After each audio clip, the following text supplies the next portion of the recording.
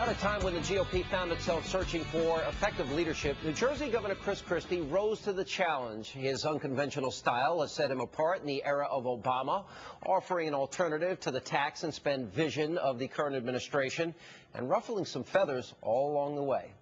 The people of the state of New Jersey did not elect me governor for my charm and good looks. They elected me governor because I believe they wanted someone who was going to go down and clean this mess up. Like President Obama, New Jersey Governor Christie was elected to office during a time of unprecedented economic turmoil.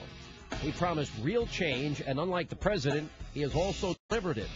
While Obama rammed through an unpopular health care bill and a pork-laden stimulus package through Congress, Governor Christie focused on the real economic problems besetting his state. He declared a state of fiscal emergency and slashed billions in proposed government spending. I was not sent here to approve tax increases. I was sent here to veto them. But the governor's work did not stop there. He also stood up to the public sector unions and offered them a warning. Looking at all those bleeding people on the ground, the taxpayers of the state of New Jersey, I said, you punch them, I punch you. He battled the teachers union to lower costs and raise accountability. If you'd like to conduct a respectful conversation, I'm happy to do it. If you don't, please go and sit down and I'll answer the next question.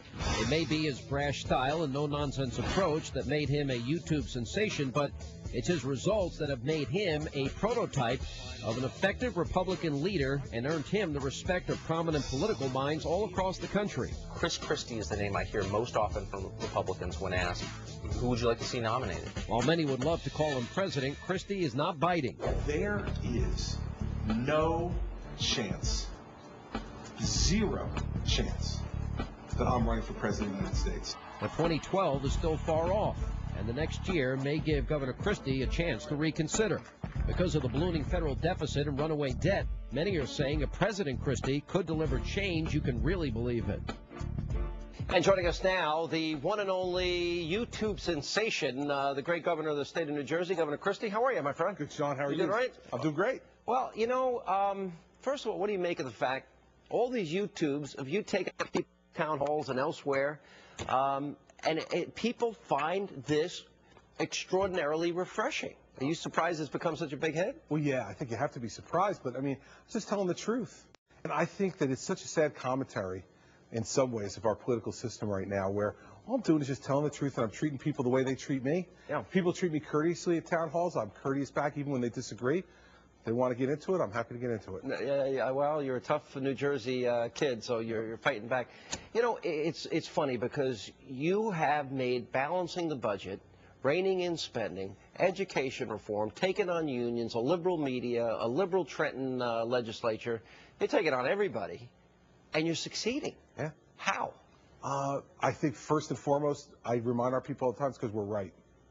Because we're right on these issues, because government's completely out of control, federal government's completely overreaching, state governments have overspent, overborrowed, and overtaxed. 115 tax increases in 8 years in New Jersey before I got there. So we're right on these issues. Secondly, I'm just telling people what they already know. They know our country's in awful shape and my state was in terrible shape, and they knew that that wasn't going to get fixed easily. So I think it's just about telling people the truth and treating them like adults. Stop being a politician who panders to people to tell them what they think they want to hear. Tell them the truth, and even if they don't like the truth, they believe it is the truth, they're going to follow you. You know, you even declared a state of emergency.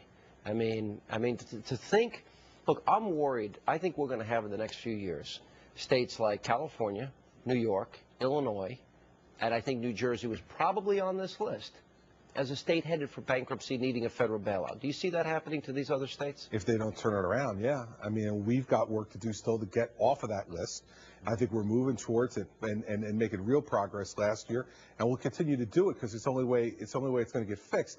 But I'm absolutely agree with you, Sean. If we don't tackle pensions and benefits like I'm going to tackle come January, in the same way the way we've capped arbitration awards for public sector unions, police, fire, and others, things need to be done. If you don't do them, we're going to go broke. Yeah, it's a pretty frightening scenario. It is. You know, it's interesting because I'm watching you very closely. I watched Bob McDonnell of Virginia. He rolled back spending levels in Virginia to 2006 levels. Yep. watching guys like Bobby Jindal, Nikki Haley recently on the program, who's going to implement the same types of reforms, it seems the federal government might be able to learn a thing or two from what's going on from the chief executives like yourself. When you look at what Washington's doing, how is that impacting what you're trying to do, to balance your budget? Well, listen, it's awful. The worst thing that Washington's doing is all of these federal mandates. Now, last year during my campaign, I said that I wouldn't have taken the Medicaid money because of all the strings attached. We have to continue to spend and spend and spend if you took the money one time. Well, we're dealing with that problem now in New Jersey. It's awful, Sean. What we need, I tell you, what we need from the Republican House the most is mandate relief from the federal government. Let guys like me and Jindal, women like Nikki Haley, make these kind of decisions, Susana Martinez in New Mexico. Let us manage our states. Get your hands out of the state's affairs. And I think if they do that, that'll be the best thing that Washington can do for us. It's funny because I think you were at this meeting where Nikki Haley confronted Barack Obama and said, I want to opt out if you're not going to eliminate Obamacare. There's 20-some-odd states now suing, and New Jersey's not one of them. I'm surprised. Why are you not suing over Obamacare? I want New Jersey to get a free ride for once. Judges don't look at it and say, oh, we got to 26 states, you win. There's 20 states doing it. If it's unconstitutional for Virginia, it's going to be unconstitutional for New Jersey. Those decisions and those early lawsuits were entered into before I got into office. And my view was there are other people carrying the water. For once, I'm going to let the New Jersey taxpayers get their water carried. All right, fair enough. Now, you did kill this tunnel deal. Yes. And you're a little bit of in a battle with the federal government over this because they want you to, I guess, return $271 million. You going to win that battle? I think so. I do. Yeah, but you didn't want to build the tunnel because you didn't think you could afford it. We couldn't afford it. Listen, the tunnel was set at $8.7 billion. New Jersey was paying $5.7 billion of that. By the way, New York was paying nothing for a tunnel that comes to New York. But put that aside for a second. Cost overruns were already at $2 to $5 billion and climbing. I saw the big dig in Boston go from $2.8 billion to $22 billion. And I had to sign a contract that said I was going to be on the hook for all the cost overruns, the state of New Jersey. So forget Not doing it. Yeah. No way. No. Not signing any more blank checks on the credit of the people of the state of New Jersey. We're not doing it. There's no project worth it, and this one certainly was. It wasn't a great project anyway. All right. A lot of people like your straightforward style, your confrontational nature and standing up for your principles. And I have heard a zillion people say they want you to run for president. They want to see this style of governing in our nation's capital, in 1600 Pennsylvania Avenue. I've asked you this question before. You said you have no intention of running.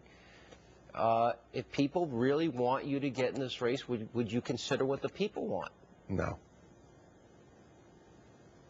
That's not a good enough answer. Hey, listen, I get it, but, listen. Expand on it. Why? Well, here's why. Because I have three primary obligations. First to myself, next to my family, next to the people of the state of New Jersey. I don't think this is the right time for me to do this for myself or for my family, personally. And I made a commitment to the people of the state of New Jersey in 2009 that I wanted to be their governor.